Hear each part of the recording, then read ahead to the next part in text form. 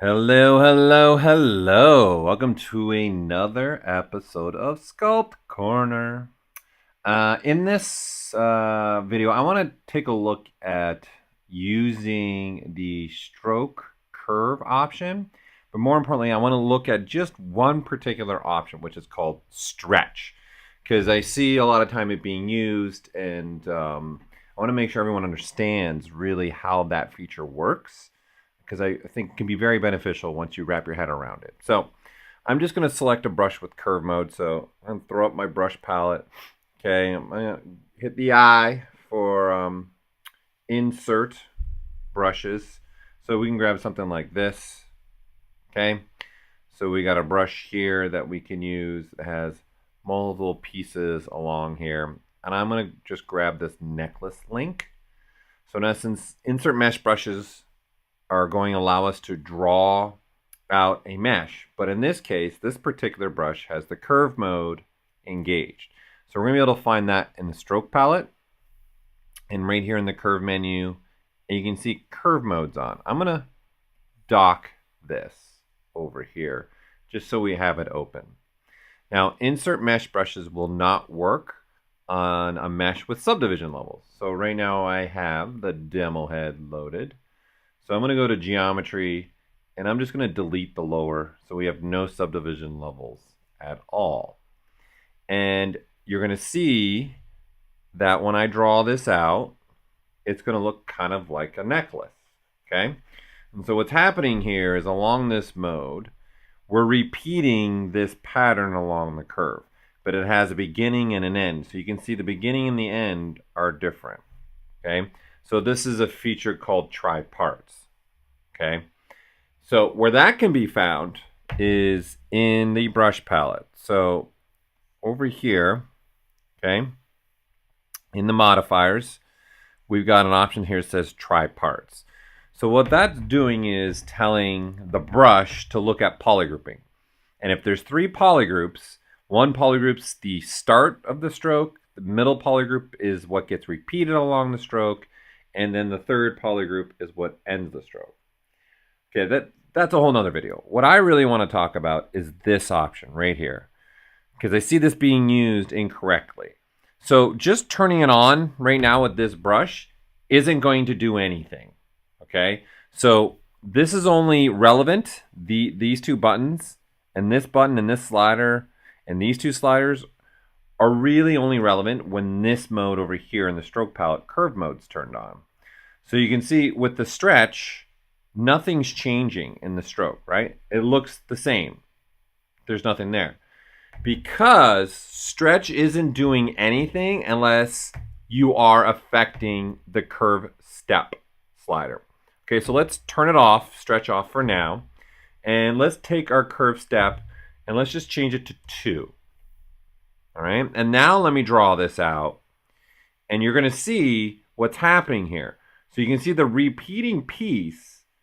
In essence, every other is getting skipped and not dropped. So it's saying curve step 2, it means every second drop it, right? So every second length. So you can see where this red black are meeting, there's not a piece there, but there's definitely a piece that could fit there and fit there. So in essence, that curve step slider is allowing you to change how the repeating pieces fit together consistently, the number. Okay, so if I switch it back to 1 and then I tap on the curve, you'll see they all now come together and they're all sitting in the right spot.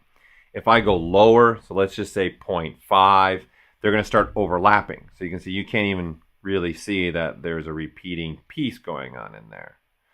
So when you have this slider set anything higher than 1, then that's when this stretch button comes into play. All right, so again, I'm going to turn it off. I'm going to click on this, and you can see that your step is sitting at 2. So it almost is like every other piece is what's being laid along the curve. Now, when you turn on stretch and now click, you can see what is happening is ZBrush is now stretching the repeated piece along the missing link, right? So when we had stretch turned off, we had this. So you see you had a gap here, gap here, gap here, gap here.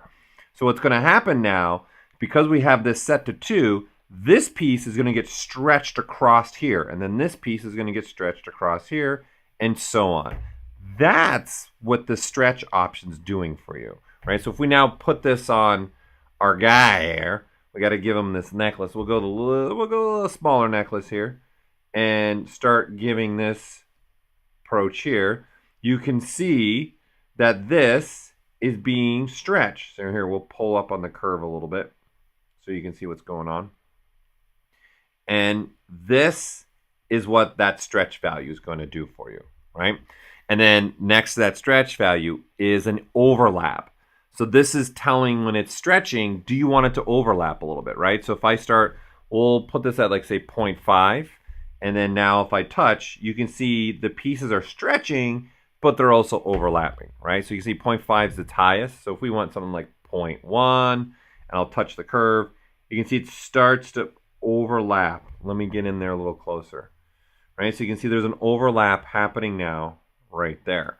So if we turn this off and tap, see there's no overlap. Then of course, going the opposite direction, you know, they're pulling apart and almost like the stretch is not happening as much, right? So if we go all the way to negative 0.5, see, there's still some stretching happening, but not as much. It's not stretching to meet point to point. So the minute we turn this curve stepping on higher than 1 and turn that stretch on, then that's what's going to happen. So let's set it to 3, and you can see I'm just stretching the piece along the curve more and more, right? So that's all you're doing. There's 4, right? So you can see that is the whole piece being stretched. So that's using the stretched option within your brush modifiers when using it with a curve mode brush. I hope this helps you out a lot. Please subscribe to the channel. Continue watching more videos here on Sculpt Corner and have a great day.